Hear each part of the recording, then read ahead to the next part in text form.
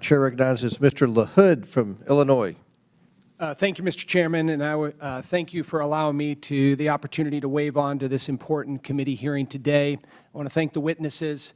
I represent a district right outside of Chicago, the excerpts of Chicago representing Rockford, Bloomington Normal, Peoria. And I want to thank you, Mr. Chairman, for having this hearing. It's past time that individuals like the mayors we have before us come before us and explain to the American people why you continue to fail to enforce the laws of our country and allow illegal immigrants to flood into our communities. And it's clear to me that sanctuary city policies have significantly harmed our once great cities, which is very, very unfortunate. During my time as an elected official, I have strongly condemned the policy around sanctuary cities and the impact it's had on the state of Illinois. And I believe every sensible resident in Illinois knows these policies have further harmed the economy in Illinois, increased crime throughout our state, and endangered hardworking, law-abiding Illinois citizens. I want to turn my attention to you, Mayor Brandon Johnson of Chicago. As I've watched you over the last 2 years that you've been mayor, I've been amazed at how tone-deaf you have been and how oblivious you've been to the decline of Chicago. And I say that looking objectively at a number of things. Out-of-control crime in Chicago, people scared throughout neighborhoods on the west side, south side, north side. Morale has never been lower with law enforcement and CPD. Record number of police officers leaving the force.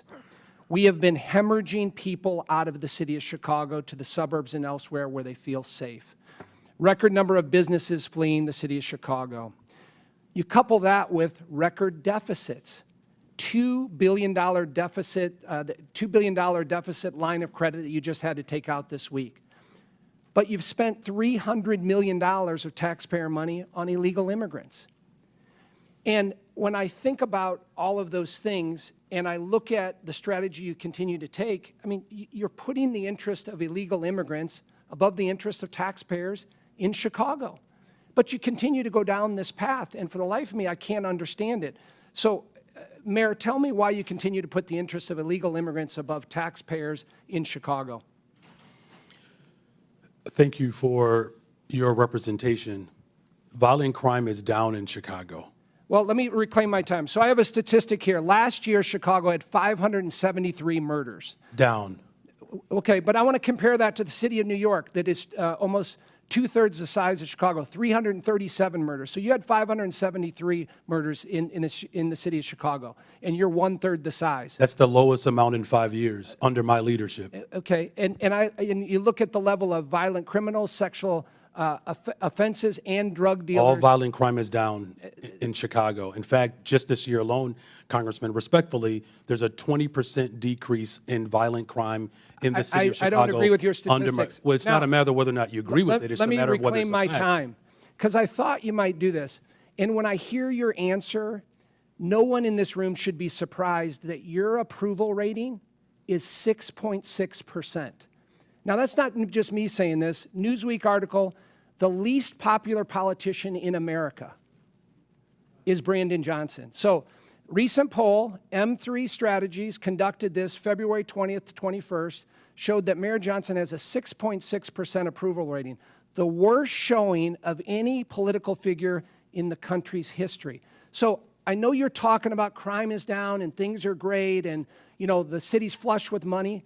None of that is backed up by the people in the city of Chicago. And so I'm wondering why you continue to go down this path of failed policies, destruction to the city of Chicago, people fleeing, law enforcement at an all-time low. And I'm wondering if you have any remorse for that here today and can tell us why you continue to double down on these failed policies.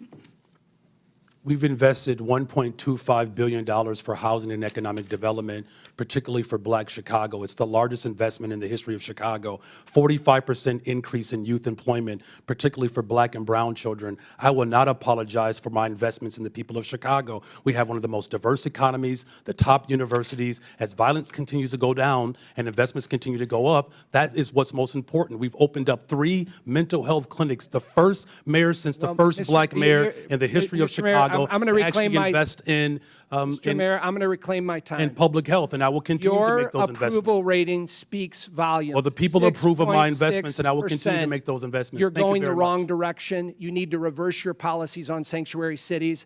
That's what the election results were last year. Crime and Is down in immigration Chicago. were the #1 issue in the election, from Republicans, Democrats, Chairman, the Independents. gentleman's We time could has use your expired. help to actually help us continue to invest in these programs that continue to drive violence down in the city of Chicago, and I'm willing to work with you, and I'm glad I had a chance to finally meet you for the first time.